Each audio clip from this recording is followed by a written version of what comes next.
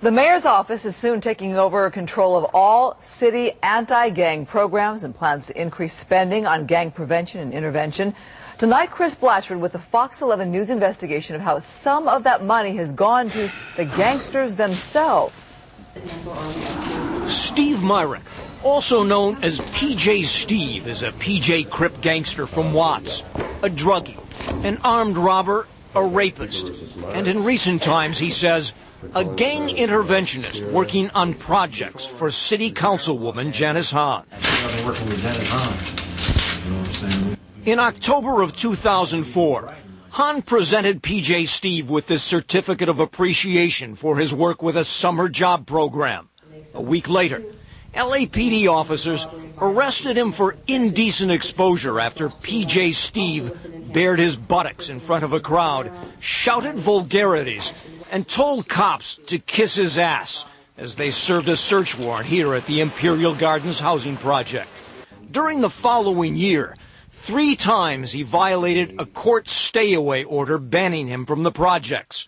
In February of 2006, he was caught there with an open bottle of liquor and baggies of marijuana.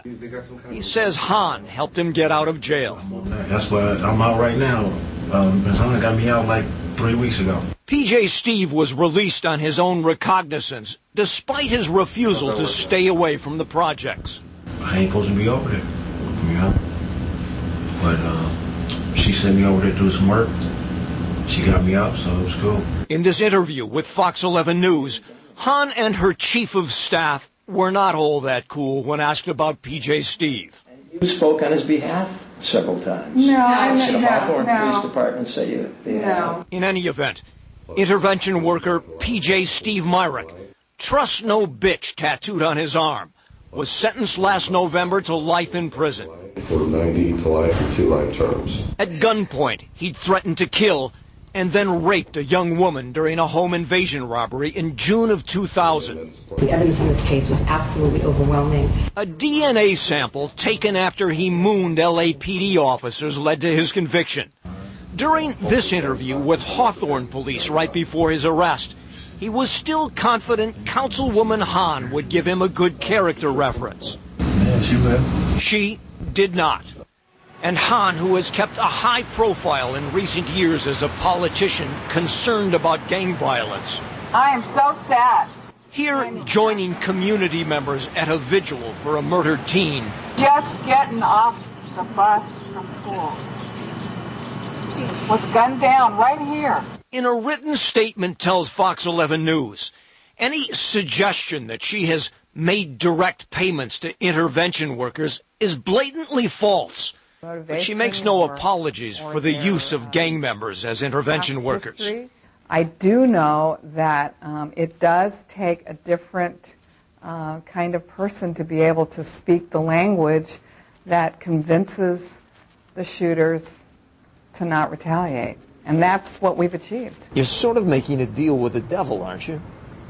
You know what? I don't see it that way. I see it as keeping the peace in a community that has been plagued by violence. A taste of violence that breaks out here at the funeral of another Grape Street Crip gang member who said he was a paid gang interventionist. The burial service, moved from Watts to Long Beach for safety reasons, was for 25-year-old Brandon Bullard, an influential shot caller known as BL. He was shot and killed in January by rival gangsters. Bullard and members of his clique have Mac 11 submachine guns tattooed on their right hand, marking them as shooters. This Crip gangster, who does not want to be identified, grew up with BL. BL would be up shooting with these guys and tell them to go kill these guys and shoot these guys. According to these 2006 LAPD field reports obtained by Fox 11 News, BL told cops he was getting paid as a gang intervention worker for a group supported by Janice Hahn. She spoke at his funeral. And we call on all of you to be peacemakers. BL's mother. We can make a change. Here at a news conference with other grieving parents and Councilwoman Hahn, confirms BL was getting a check from Unity One, a gang intervention project that gets city funding. Unity One's executive director refuses to comment. Bullard's mother, getting a big hug from Hahn at her son's funeral, insists he was working toward peace among fellow gang members. These LAPD field reports paint a different picture. B.L. Bullard tells police he has no idea what he was supposed to do to earn his gang intervention money. LAPD officers Chuck Garcia and Ryan Moreno, who worked as Watts gang officers for more than a decade, says B.L. used to joke about it. He says, yeah, man, he goes, man, your government's paying me money to go out and try to stop gangbanging and whatever, but he goes, man, listen, I'm in it, man, I'm part of it, I'm in it, you know, I'm not going to stop. Garcia and Moreno, who are now suing the city, say they were driven out of their jobs as gang officers for locking up gangsters like BL.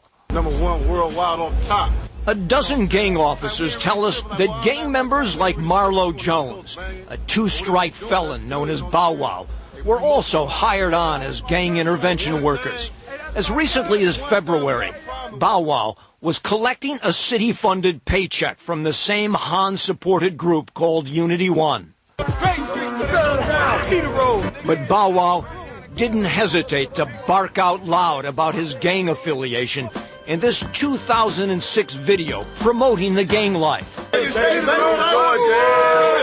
And when Bow Wow was arrested in February for violating a gang injunction, he listed gang intervention as his occupation. Officers who work the beat say he's not alone. They've told me that they get money from Janice Hahn. Most of them laugh about it. They're like, hey, it's just free money. Grape Street Crip DeMarco Chaffold, a convicted bank robber known as DC, is quoted in this 2006 LAPD field report telling officers that he made his living as a gang intervention agent sponsored by Janice Hahn. As part of his job, gang cops say he took his homies on this field trip to Raging Waters. Hahn won't answer questions about Chaffold, but when asked repeatedly about the use of convicted criminals as gang intervention workers, she makes no apologies. I think you're saying some of these people have been a part of the problem in the past. Well, I'm here to say they're a part of the solution now, and I think that's positive. But others think it's a negative. A growing chorus of gang intervention specialists, prosecutors, and cops. Janice Hahn, is she being used by gang members? Yeah, definitely. Yes. She definitely is.